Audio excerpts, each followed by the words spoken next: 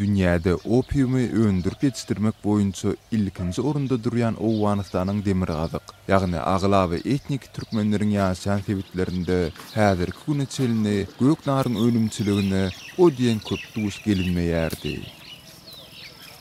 Emma indi soňky ýyllaryň dowamında sebitdäki hojalyklarda ençeme gektarlyk göknar plantansiyalaryny duş gelse bolýar.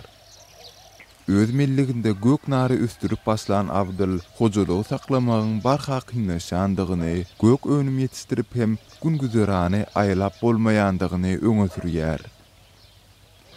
Muna öwrenemän şahsy özüm öwrendim. Özümden çykaryp. Mana şu ýyldan mana ekibot etmene.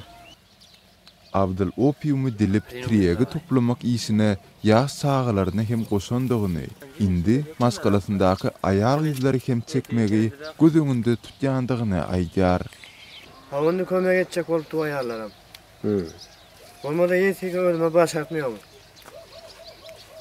Abdul gozalardan trek toplanandan soň onu kimdigini aýdyňlaşdyrmadyk adamlaryň gelip satyn alyp gidýändigini aýdýar. Olmada men bilem ýok. Häle.